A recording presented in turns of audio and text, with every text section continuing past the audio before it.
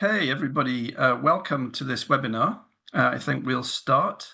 The webinar is being recorded. My name is Rob Shaw. I'm Head of Standards and Integrity for PEFC International, and I am going to be moderating this webinar. As you all know, we are just weeks away now from implementation date for EUDR, and so our focus is very much on supporting you for the actual implementation and planning for the reality of operating under the regulation. I'm often asked how relevant certification is, and I'd actually like to quote from a recent LinkedIn post I saw from Mary Petrie, a Brussels-based attorney who specializes in regulatory affairs and supporting people in preparing for EUDR. And she said recently on LinkedIn, she said, "I used to believe that especially in the area of ESG, regulation had become necessary due to a proliferation of standards. But I have to admit that in this regulatory environment, my appreciation for the value of consensus-based voluntary standards as a key tool for progress and to support businesses has been rekindled more than ever." I'd certainly like to echo that sentiment from Mary, and we in PEFC are receiving lots of inquiries about EUDR regulation, and we've done several webinars over the last few months to explain how our system works and the value that it can bring in terms of frictionless trade and EUDR alignment. But today we have an excellent range of external speakers from government, industry and certification, and they're going to give you their take on the latest situation with EUDR. This webinar will be conducted in English. It is being recorded and the slides will be shared with all registrants afterwards.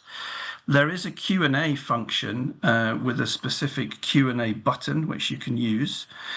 And please can you type your questions into the Q&A as the webinar progresses. Gabor and Matthias will have to leave after their presentations, but they may be able to answer one or two questions before they leave. They may also be limited in what they can say due to their job roles and functions. After all the speakers, we're going to go to a dedicated Q&A session where we will either choose questions to be read out loud and answered, or some of the speakers may choose to answer your questions in the Q&A function by typing them. If you wish to direct a particular question to a particular speaker, please do this by using their name in the Q&A chat function. So I'm now very pleased to invite Gabor Lavashi, who is Policy Officer at the European Commission's Directorate General for the Environment, and he's going to take you through his take on the current situation.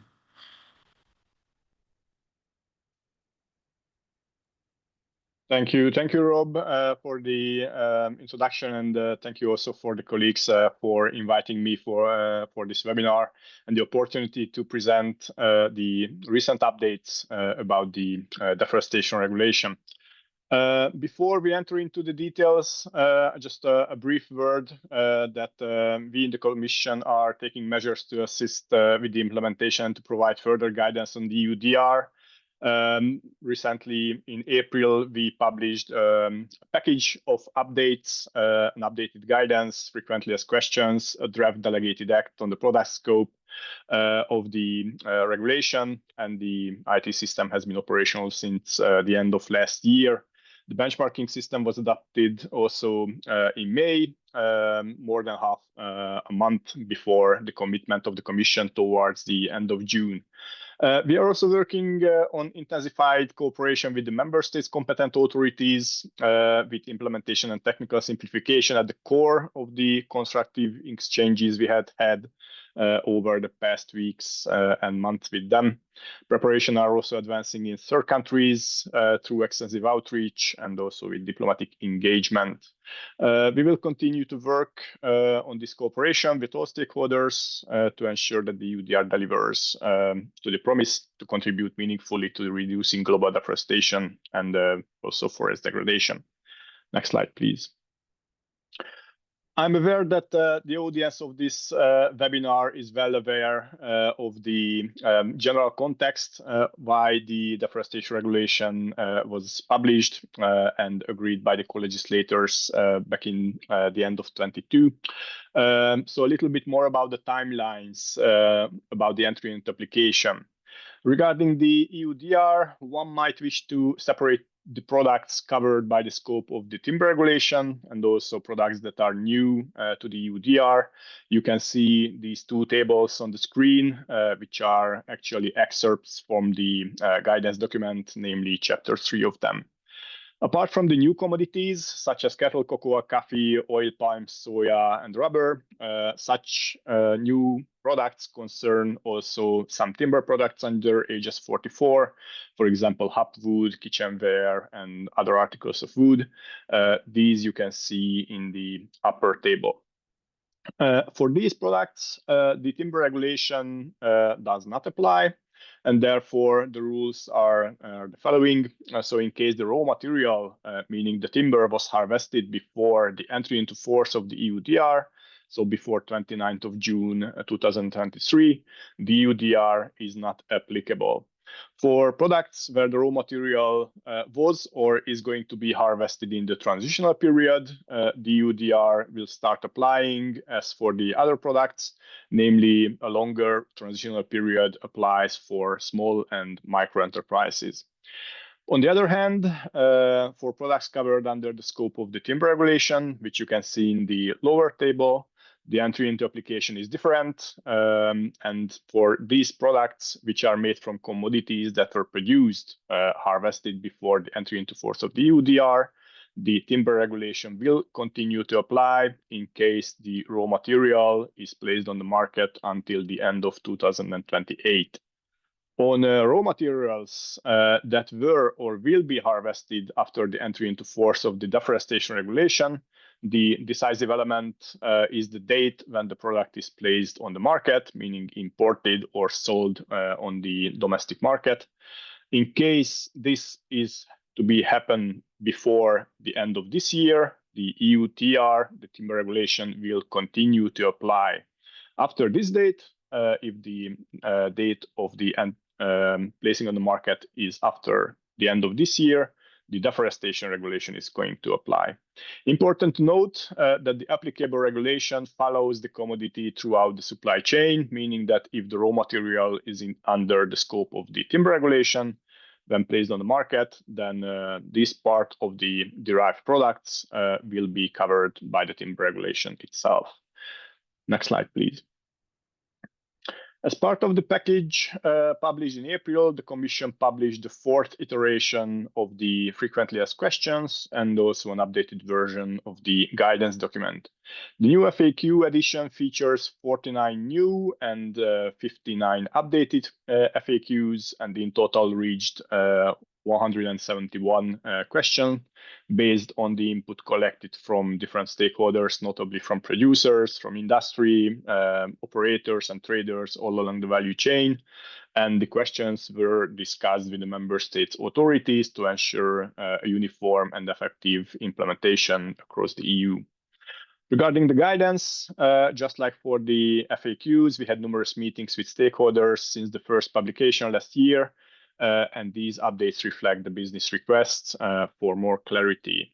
For example, we had updated the timelines and provided the decision table, which you could see in the slide before, on the applicable legislation, also to reflect the new timelines agreed by the European Parliament and Council at the end of last year, extending the transitional period by 1 year.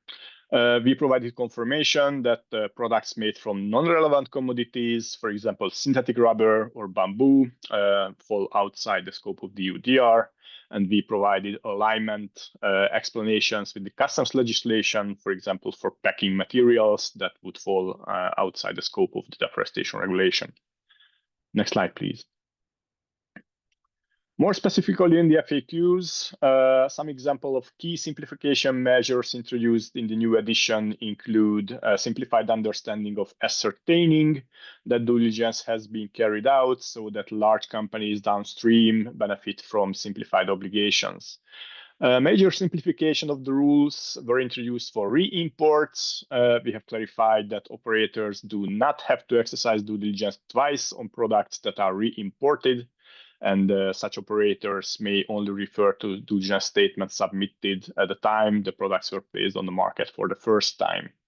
We have clarified specific situations where primary producers might not be considered as operators, which is depending very much on contractual agreements and national laws, with reference to a recent judgment of the Court of Justice of the European Union. And unless they are considered operators, they are subject to no obligations. We explained further the possibility to declare farm areas in excess, simplifying geolocation reporting obligations, which might be useful in terms of crop rotation. And we added 20 new FAQs in Chapter 7, covering the digital implementation, which means namely the information system for submission of due diligence statements to respond to technical questions received from stakeholders. Next slide, please. We worked also on other information materials. As the Commission progressed with the implementation, we saw a need to clarify further myths and misunderstandings. The main document for the most recurring questions and their clarifications are outlined in the Mythbuster document. We also need to clarify the role of SMEs in the supply chains, particularly in the downstream supply chain. Hence, we published the fact sheet to enhance their understanding about their roles and also obligations. Another important piece of work was the publication of the EUDR compliance document, which explains the roles of the stakeholders in different supply chains through 11 scenarios, which include also scenarios for the timber sector. Next slide, please.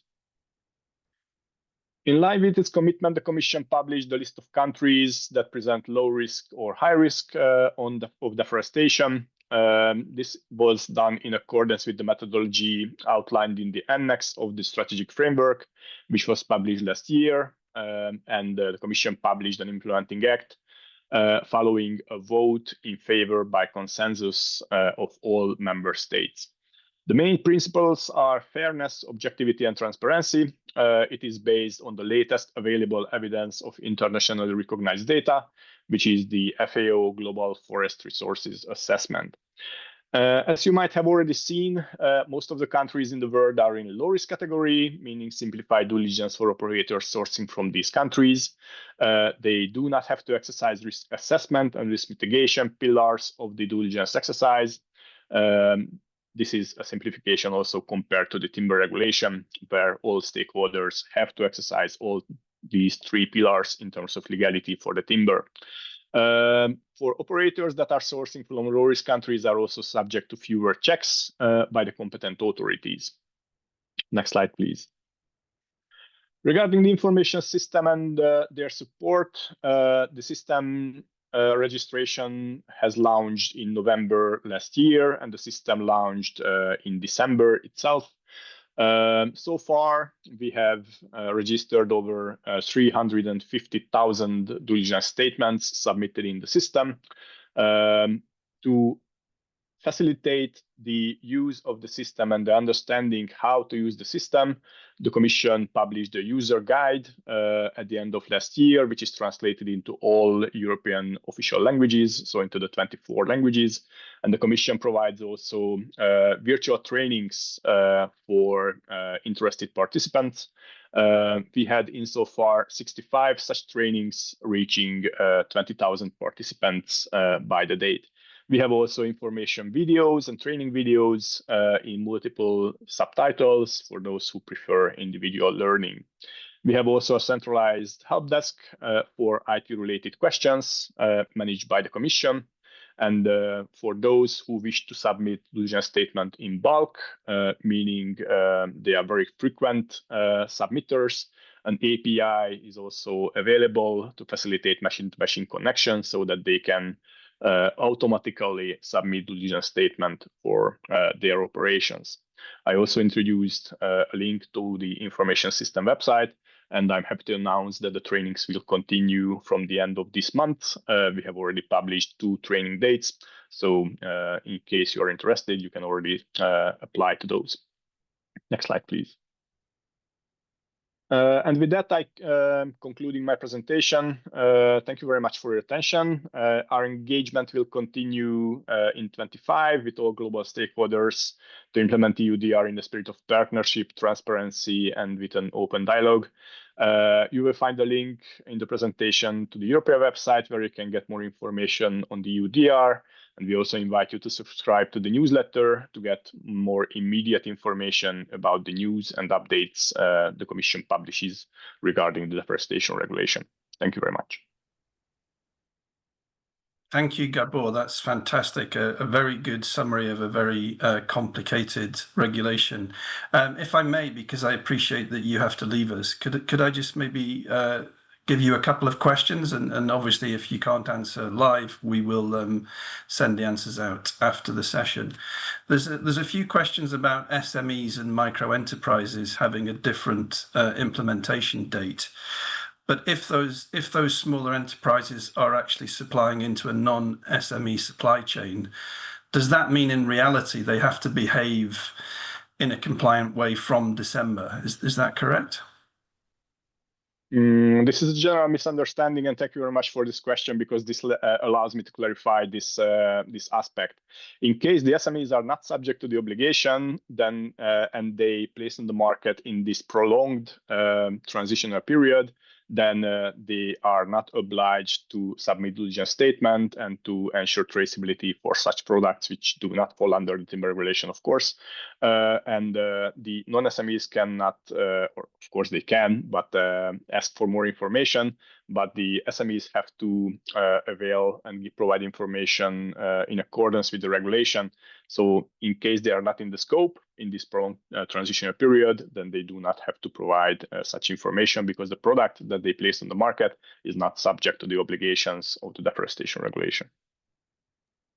Okay, and that's great. If I may add, yeah. We have an FAQ about that as well, published in the April package, and the FAQ is also translated into all the 24 languages. So you might wish to consult those, and keyword search for SMEs. You will find under, if I'm not mistaken, 3.5 of the FAQ, the aspects for those. Fantastic. Yeah, and just one last question. There's also a question around whether or not geolocation data has to be passed all the way up the supply chain. If the geolocation data has been placed into traces and has been made available, does that mean then that customers within a supply chain can just reference the reference number, or do they also need to pass on the geolocation data?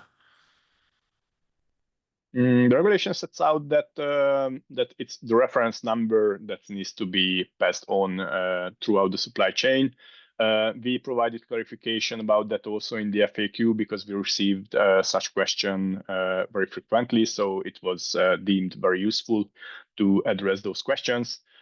So in the FAQ, there is also further information, what sort of an information needs to be passed on, and this retains to the reference number itself. This is also the business decision of the operator who places the product first on the market, whether or not it wishes to reveal the geolocation information throughout the supply chain. There is an option in the traces to reveal the geolocation for those that are referencing that number, or to hide it from them. In case it is deemed useful, there are also other means to share the geolocation information throughout the supply chain.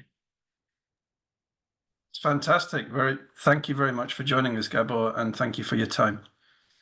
With pleasure. Thank you very much for inviting me.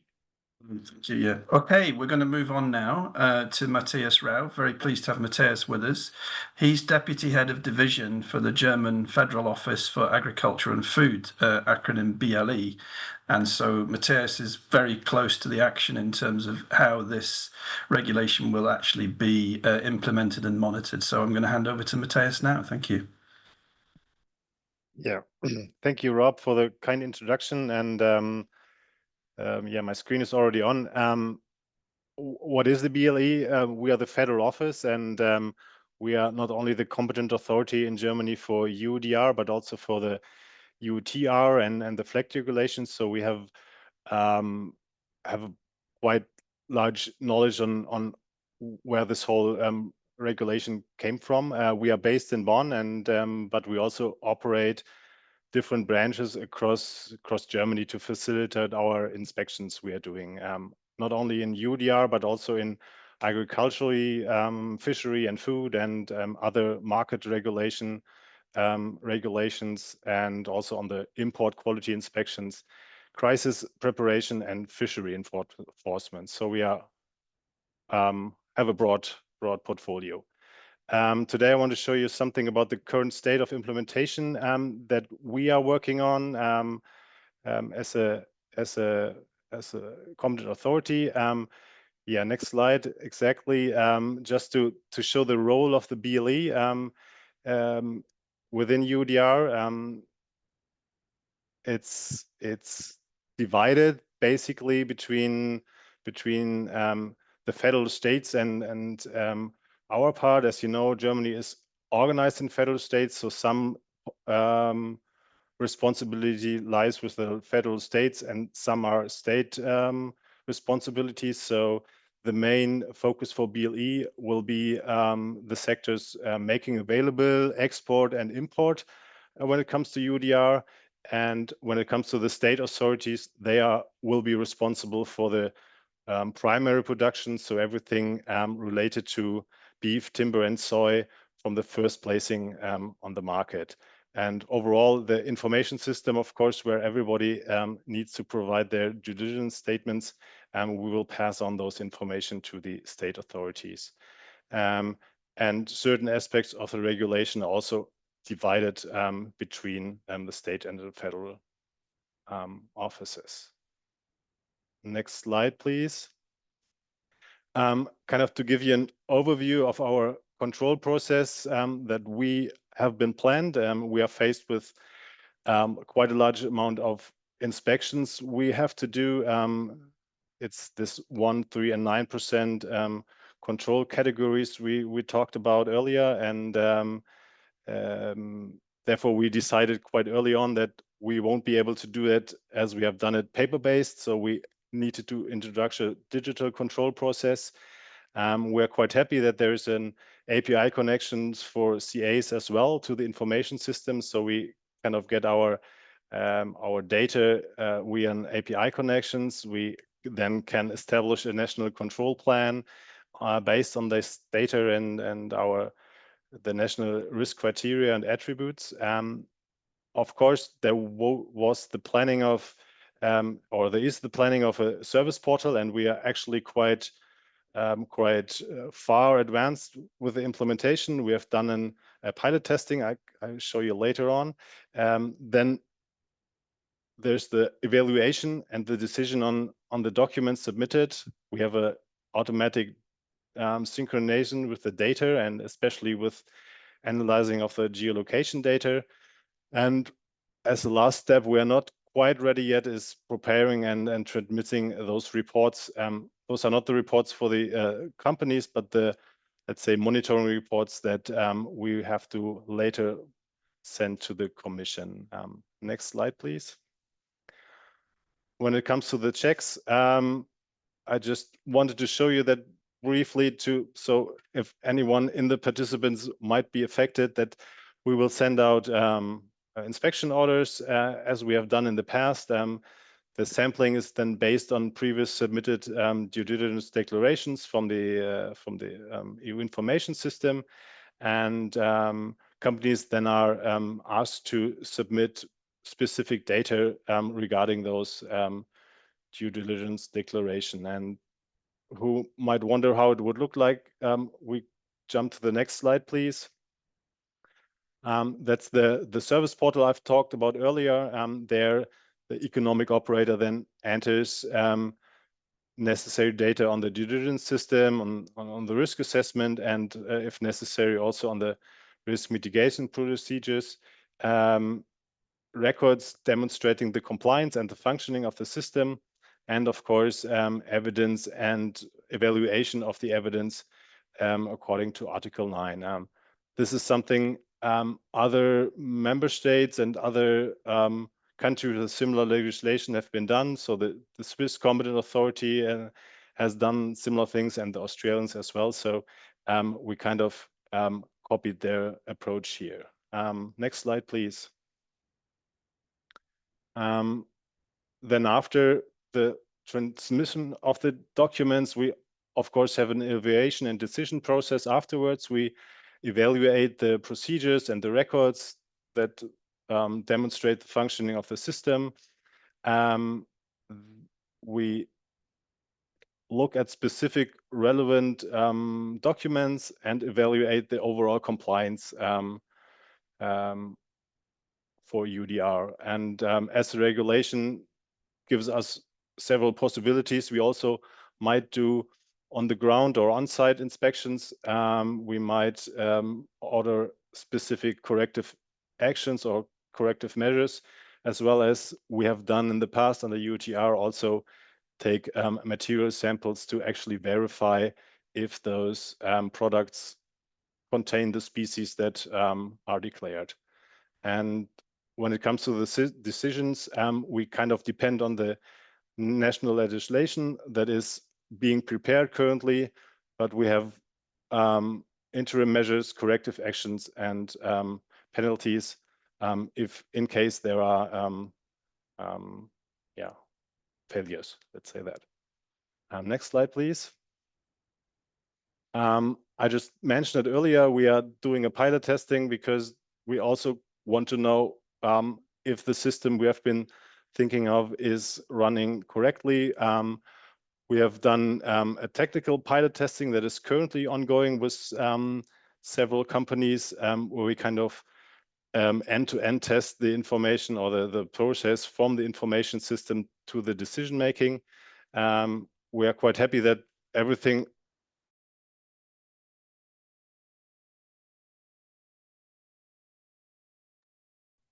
Oh, Matthias is frozen, I think. We'll hopefully get him back. Just give it a second.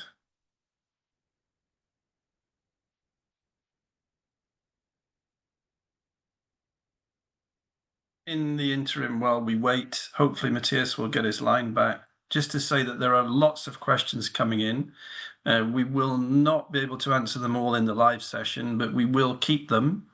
And we will put out a written Q&A exchange after this session to everyone who attended, and there's lots of people online at the moment. I noticed from my own memory that quite a few of the questions being asked, and this is not a criticism, we love you asking questions, the answers can actually be found in the FAQs, and we will share the link to that on the in the chat or in the Q&A actually if we can. I'm just wondering, maybe just for time's sake, if we've lost Matthias and he has a problem, we might just move on to Nina, if that's okay, and then we can always bring him back in if that's possible. So, yeah, so I think he's maybe lost his connection, hopefully not linked to EUDR implementation. However, okay, so what we'll do now is we'll move to Nina Skoo. Very pleased to see Nina with us. Nina is a certification body member of staff with Preferred by Nature and is a supply chain specialist, and also coincidentally is a member of the PEFC Chain of Custody Expert Working Group. So nice to see you, Nina, and over to you. Thank you.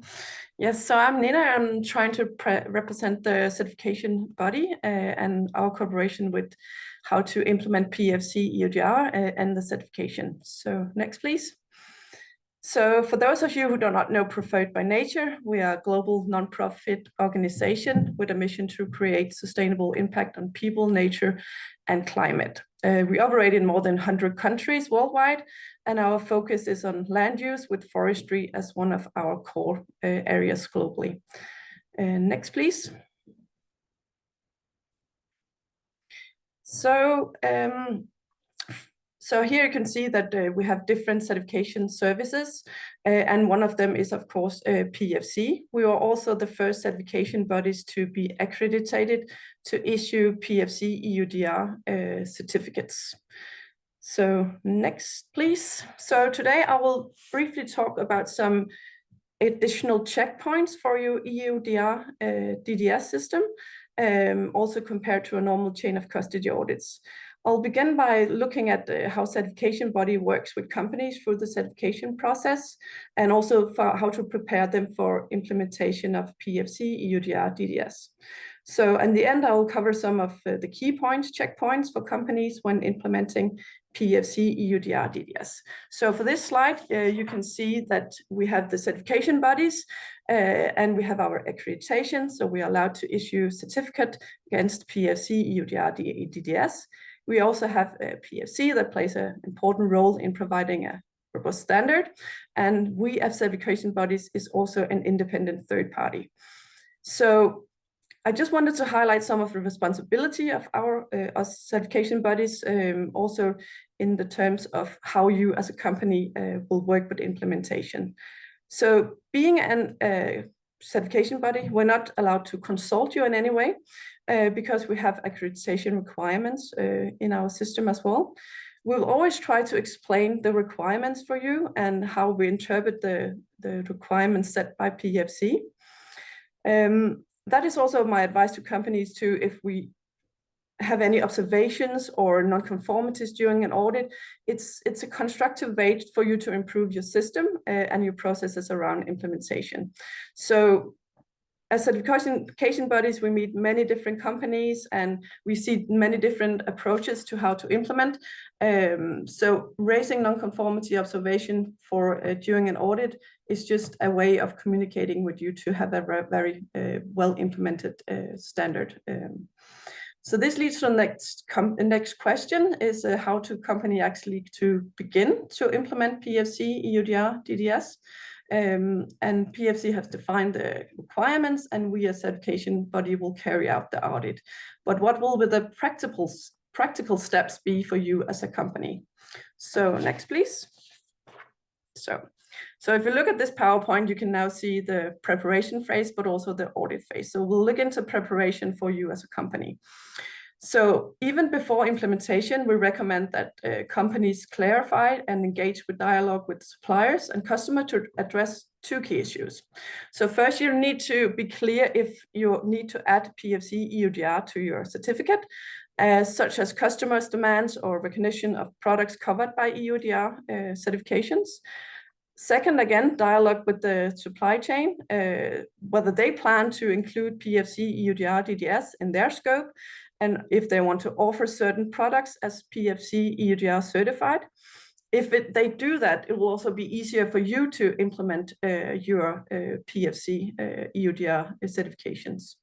So we'll now turn to look at some of that you should be aware of before getting ready for your audit. Just again, be aware that we cannot consult you, but there are consultants that you can use in preparation or implementations as well. So if we look at the scope, for company who's already certified as certified against PEFC, the first step will be to review the product groups. So each company, they need to decide which product to include in the scope of the certificate. We as auditors will only look at those products that you define as within the scope of the PEFC EUDR DDS. And you also need to consider, what locations will be included, whether you're operating inside or outside Europe. You also have to consider if you're an operator and trader, you might already be aware of all these things, but you still need to be able to describe it and scope your certificate. The next one is that you need to prepare for the audit as well. That is procedures that you need to look into. So it's clearly outlined in the PEFC standard, what you need to adjust to your management system, but it is important that you actually do this, and it's already, you can already start today by looking into what additional requirements that needs to be put into your procedures. So the last one is the supplier engagement.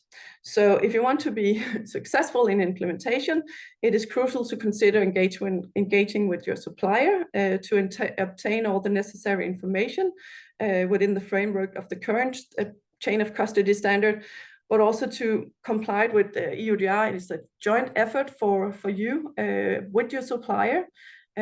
Some companies may not be able now to give you those informations that you need, but you need to consider, you know, how could we actually bring them on board to get into the implementation of PEFC EUDR.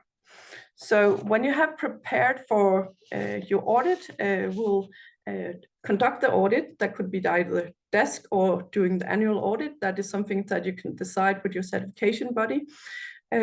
So the next slide we'll just have as well. So this is just some of the key points for PEFC EUDR DDS. So this is the sections in the standard.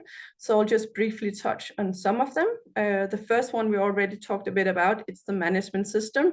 So you need to adjust your management system. It might not be the most difficult part for you, but as you need still to prepare for it for the audit as well. So the next one is also collection of information. It is important also to remember that EUDR compliance begin long before the product even reached the European market. So the requirement for providing geolocation coordinates for harvest plots is completely new for many of the companies. And unlike the traditional chain of custody, where we look at supplier certification and documentation and how to get informations, the EUDR demand more exact information. So that is geolocations that we already talked about. It's collecting, verifying, manage all this data, especially also across countries or supply chains. So this is one of the challenging part in getting all the informations that you need. So if you engage with your supplier, you can get the information. Companies depend on suppliers to provide all this information and data. Smaller supplier might lack the system or capacity to provide reliable data. Some operates in regions with weak forest governance or limited documentations, and others might just be reluctant to share these data with you for some concerns as well. So how you will manage those data is up to you. As auditors, we see many different systems and many different ways of managing. PSE has a lot of technologies partners that provide solutions for you as a business. So you can choose the solution that suits you the best. Yes, and then we'll look at the last one is the risk assessment. I know it's not an easy task, but in many normal chain of custody audits, risk assessment normally focus on avoiding control sources and also following the PEFC control sources definition. But under the PEFC EUDR due diligence system, there are more specific additional details that you need to look into. So the risk assessment requires companies to consider more aspects in this term. So the implementation of the risk assessment in a company's due diligence system depends both on the complexity and also in the position and where you are in the supply chain. So for some companies located close to the forestry, such as a sawmill, when trading involves a certified forest with low risk of deforestation, or where the forest is PEFC certified and fully aligned with EUDR, implementation might be more straightforward for you. If you look at a different company with more complex structure for supply chain, could be further down the supply chain as well, where there's different inputs, but also where the final product is mixed with different inputs.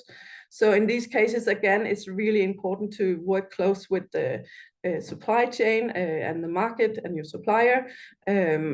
Also, especially those near to the forestry source, the suppliers that are near the forestry source, to include PEFC EUDR in their certificate scope, because then they can claim it as PEFC EUDR certified, and it might also help you and the value chain further up to add this value to that chain. So as auditor looking at this risk assessment, we'll look at clear evidence that these risks has been properly identified and evaluated. So I think just on a final note, so cooperating with the supply chain is the key for you to succeed in implementation of the PEFC EUDR due diligence system. So just on the final note, thank you for your time, and also thank you to PEFC. So maybe take the next slide, yes. So I encourage you all to look at PEFC's website, where they have a lot of resources available for you. Preferred by nature also have an open source policy. I can definitely recommend the Get Ready tool. And we also have ongoing guidance on how to support your EUDR compliance. So use the free tools that are actually already available. So thank you.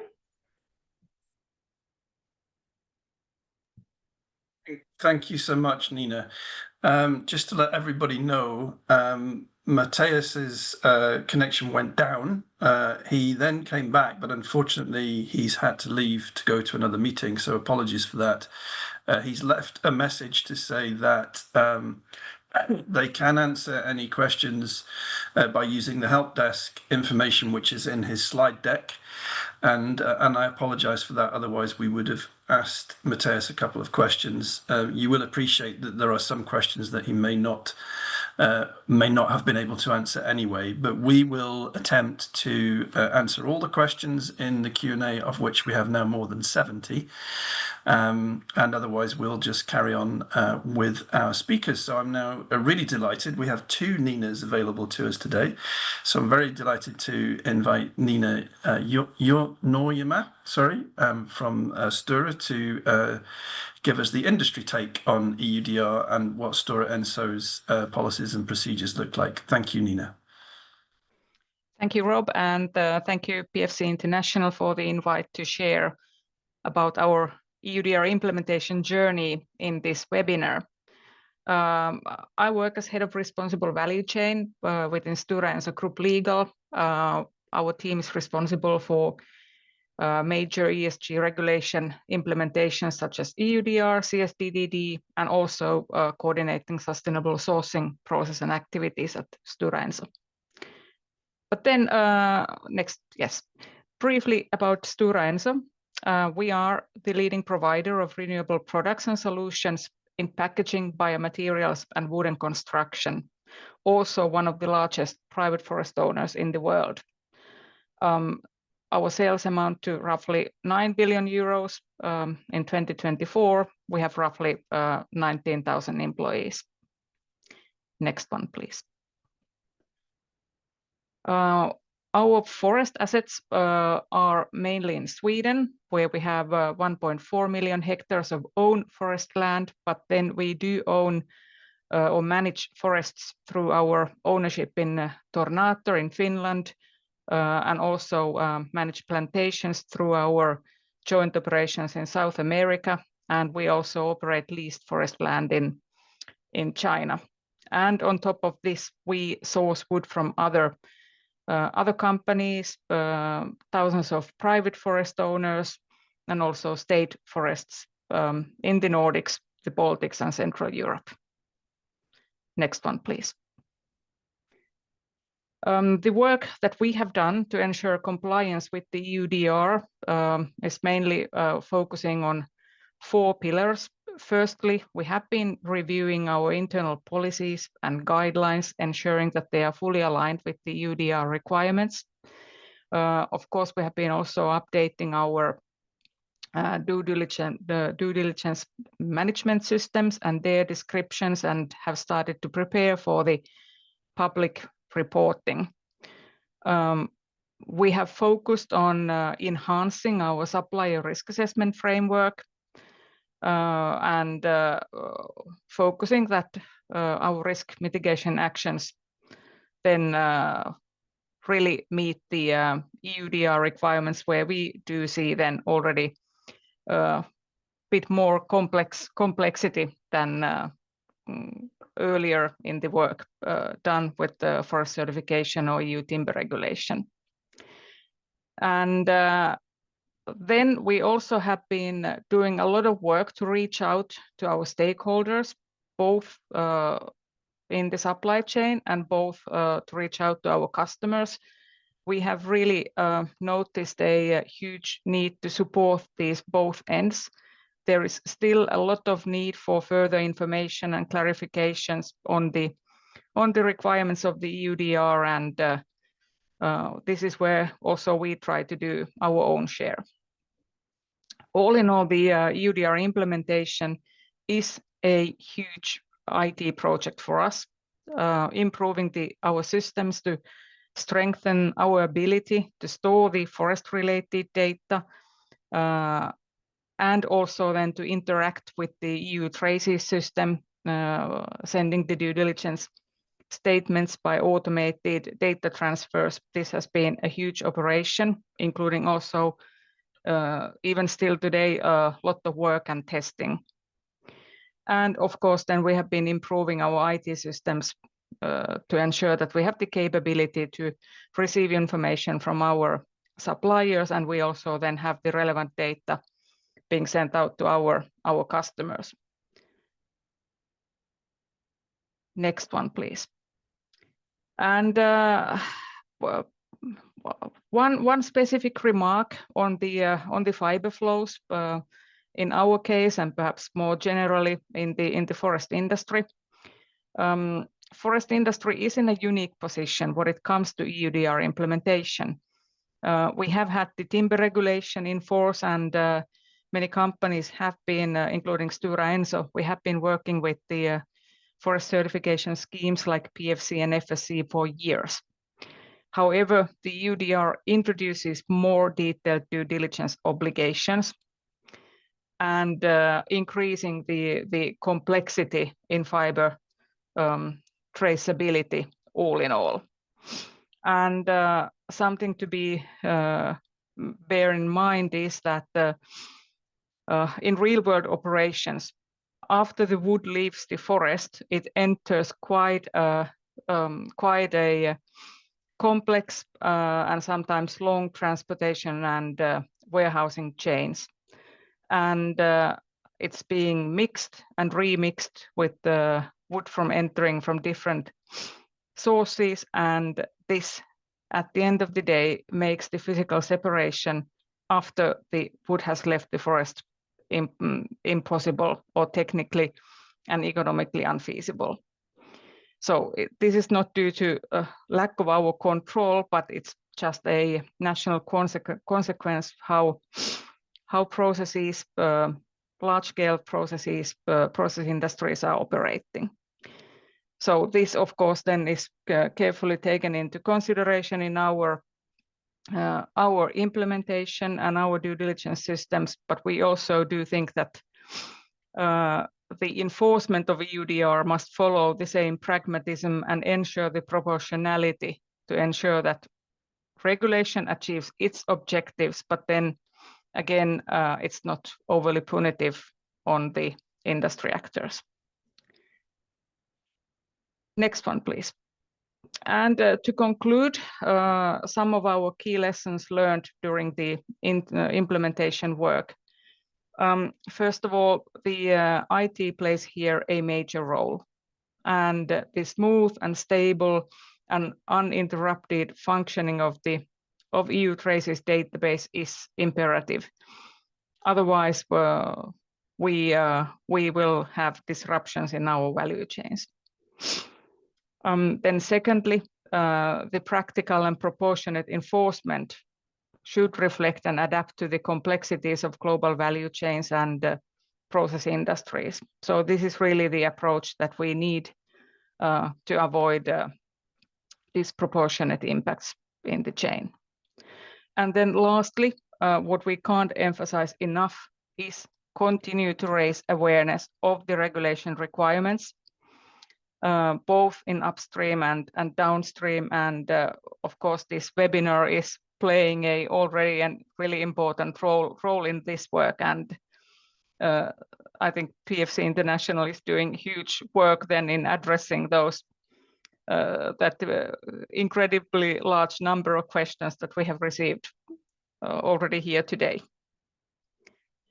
So thank you from my side. Over to you, Rob.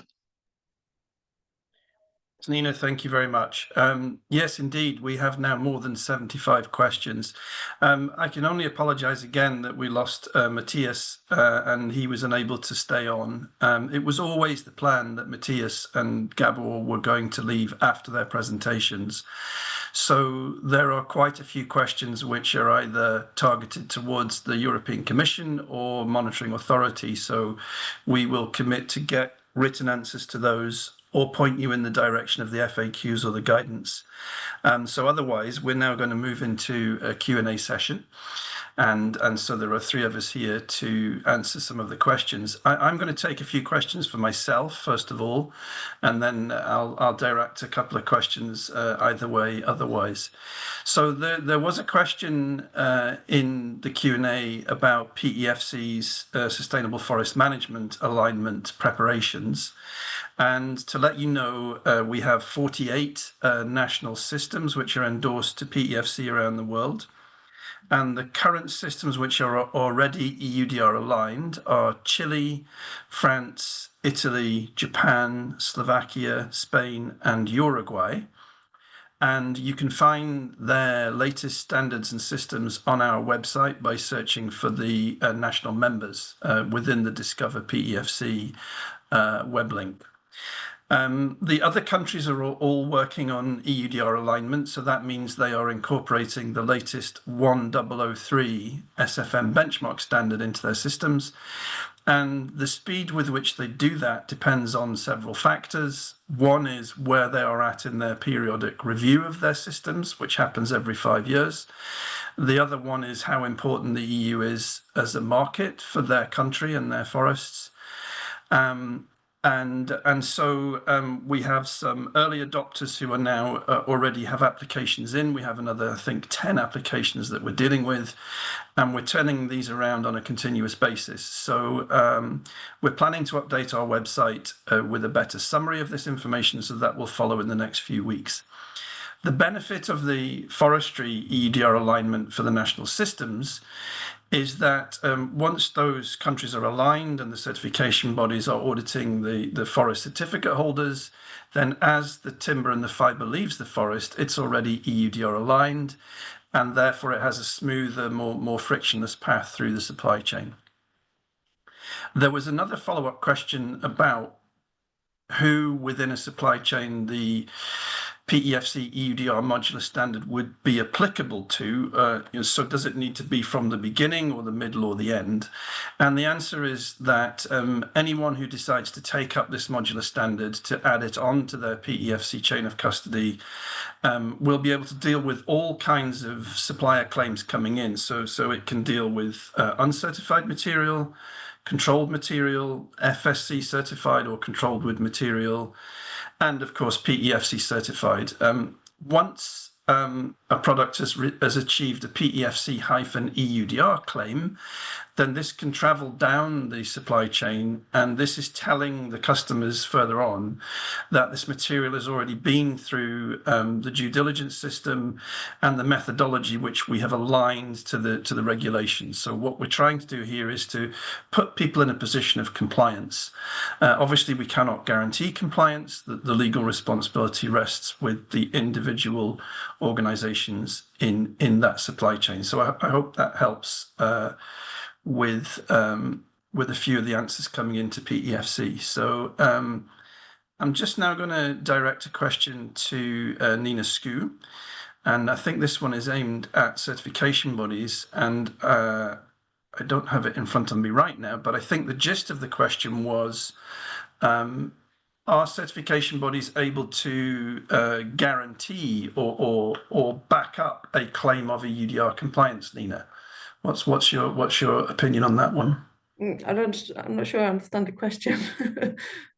So sorry, I'm just trying to find it in the very long list of questions. Yeah, I had a different question that I looked at. Sure, yeah, you answer another one and I'll find it for you. Okay, so that was the difference between adding the PEFC EUDR due diligence system to your certificate or having a normal PEFC audit. So in the PEFC chain of custody standard now, there is 7.1 where you're actually obliged to be in compliance with EUDR. So during an audit, if you don't have the voluntary PEFC EUDR DDS module, then it will be more like an overview of your compliance with EUDR.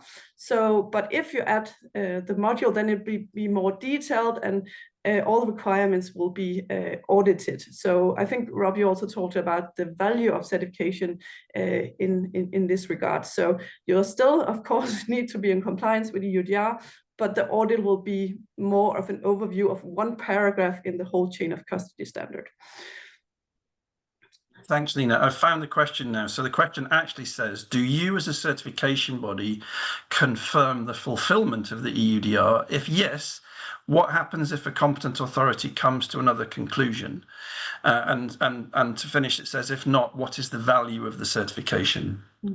Yeah, so that's what I actually talked about just before, the details that we go into your audit. So we are looking into your system. So it's a guarantee that you set up a system, and it's not a guarantee that you're in compliance with EUDR, because that's responsibility is with the national competence. So it's not the certification body or PEFC, as you also pointed out. So yeah, but it is the details, and as a normal certification audit of all requirements related to this standard. I don't know if that's a reply enough. Great, thanks, Nina. That's fine. So a question for Nina Neumann then. I noticed, Nina, on your map of where Stura operates, that you have plantations and leaseholds in China. Do you have any opinion or any comment on the issue of geolocation data coming from countries like China or other jurisdictions where there are legal restrictions on sharing of geolocation? Yeah, it is for sure a topic that we have been discussing, and actually all in all, we have been within our implementation work, we have been carefully taking into account the GDPR and different privacy laws in Brazil, Uruguay, and in different countries. And we also furthermore are very mindful about the competition laws, and are having also strict safeguards when providing data in the chain. But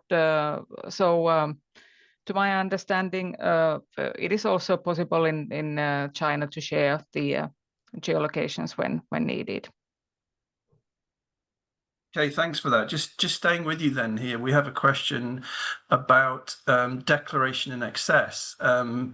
Is that something that Stura will be taking advantage of in terms of the flexibility it gives you? And in low-risk countries such as Finland, for example, and Sweden, how far do you think the declaration in excess will stretch? I mean, some people are talking about trying to draw a line around the whole country and saying it came from somewhere in there. What's your thoughts on that? We definitely are planning to, so we know where we are harvesting the wood, and we don't have such plans for declaring in excess when it comes to that magnitude. Really? When operating also in our own forests. Yeah. And without trying to put you on a spot in terms of, actual numbers, what kind of investment have you made in terms of staff and resources on the IT side? Because it sounds like if you want to manage at detail, then that's a pretty big undertaking, isn't it? It is a big undertaking, and of course it depends a lot on the IT landscape of a company. At Stora Enso, we are having several different business areas who are having their own IT landscapes. Of course, there are also shared systems, but in our case, we are talking about changes that we are doing in several different IT systems, including changes into ERP systems, which normally are quite, those changes are costly.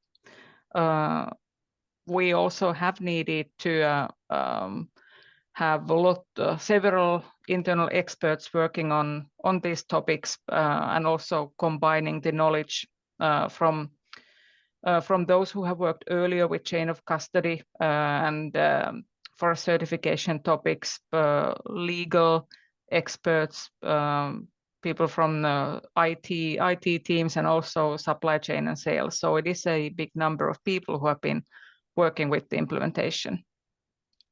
Absolutely. Just a quick one for you then. On a personal level, what's your percentage figure, do you think, for another delay? What's the percentage probability? And how happy would you be or sad would you be if it was further delayed?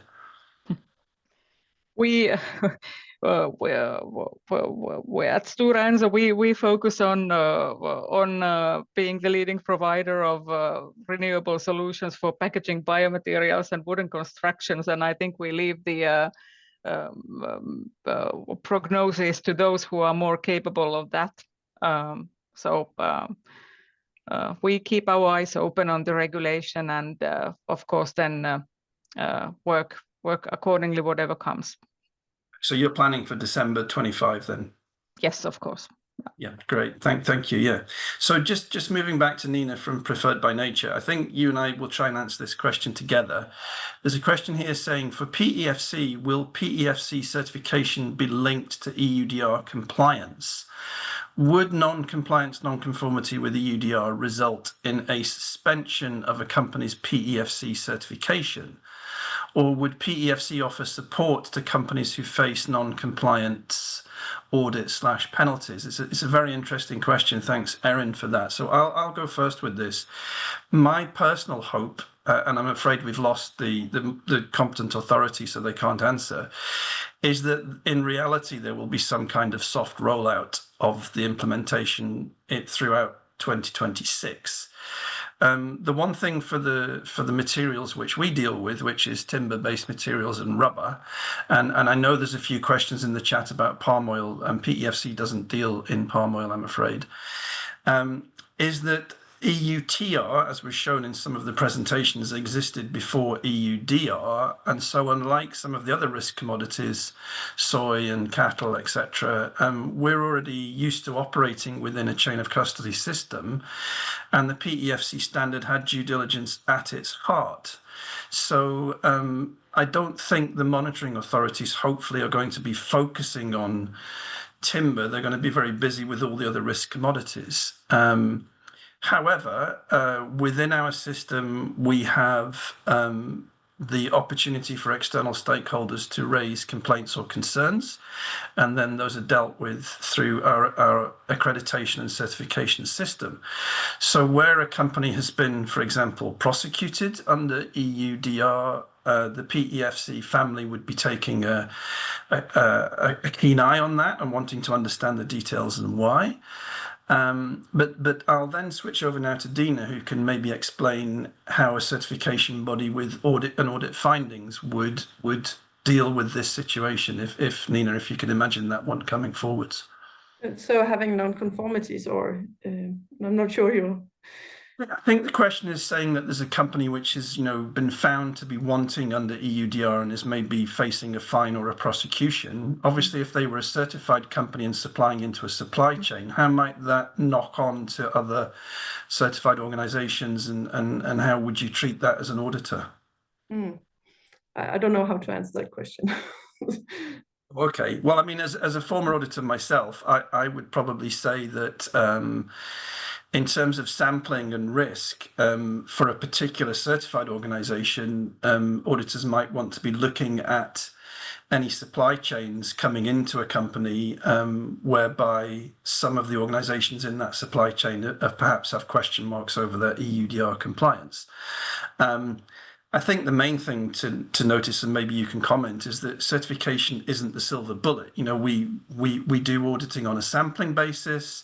We design a standard to align with the EUDR requirements, and we have a due diligence system which helps to support and run, in parallel with the regulation requirements. But certification can't solve all of the problems. I think that's one of the things that we need to be clear on. Yeah, but it's also the certification is only for the company, so you're not auditing this whole supply chain or other companies in the supply chain. You're auditing one company, one certificate. So that is what our main focus is during an audit, is the company's compliance with PEFC EUDR DDS. So not compliance further down. Of course, if there's a concern or anything is raised in the supply chain, we of course need to look at that and how it impacts the company's certificate. And again, I think we also talked about raising observations and non-conformities to companies.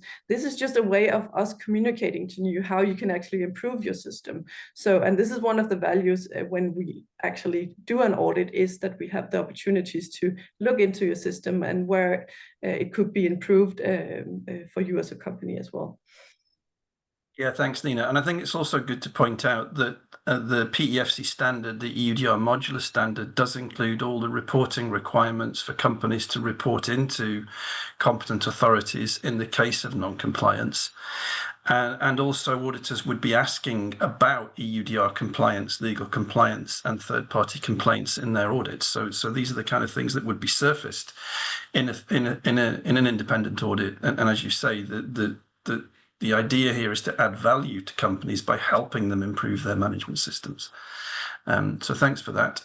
We have about 3 minutes left. I'm just going to have a look at a few questions here. I know a lot of these questions are very technical, and we will give you some answers for those outside the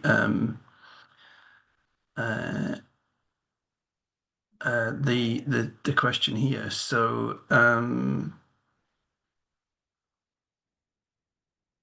there's a question here which maybe between Nina and myself we can clarify. Is saying in Africa, specifically in Cameroon, which government body is responsible for verifying compliance with EUDR requirements, even if the company is EUDR certified? I can maybe answer this and Nina can comment. Any country which is outside the 27 EU countries has no legal responsibilities for EUDR, and any supply chain companies based out with the EU, so that includes countries, for example, like the United Kingdom, the suppliers from those countries will have a relationship with the operator. So the operator is the person or the company who are importing into the European Union. So there are no legal monitoring EUDR bodies in external countries to the EU. So maybe Nina, you could pick up on that as an auditor. What would you be looking for in a supply chain which is coming from out with the EU and then coming into the EU? Yeah, I'm not sure I can answer that one, or just on for now.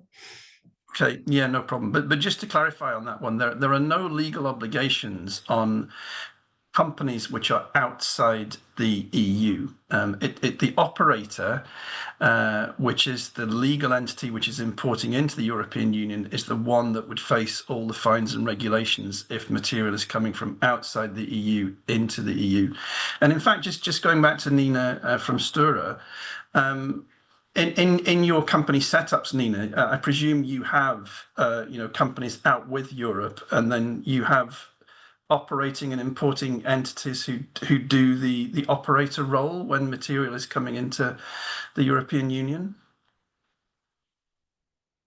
Yes, that is correct.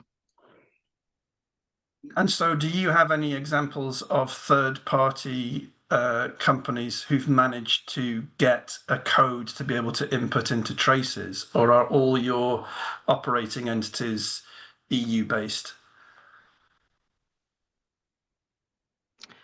Not sure if I can go into that level of detail today, so I need to come back. Yeah, no problem.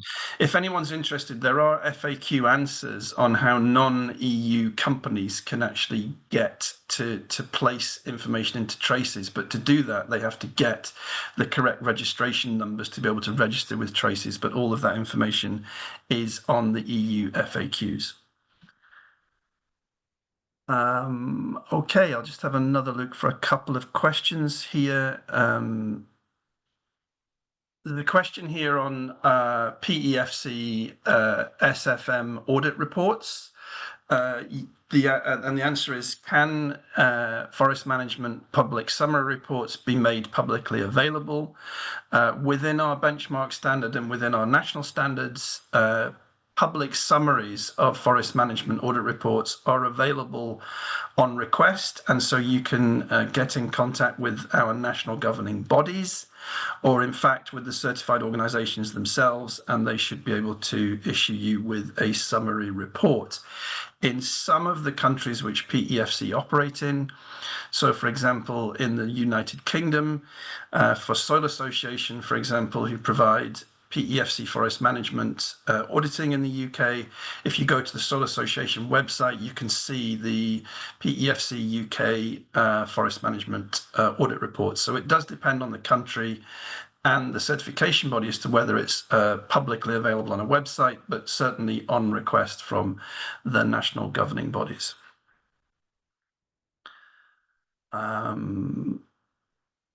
Okay, just conscious of time now, so I think what we'll do is we'll undertake to have a look at these 100, there's more than 100 questions here, so we will look at them all and we will aim to come back to you.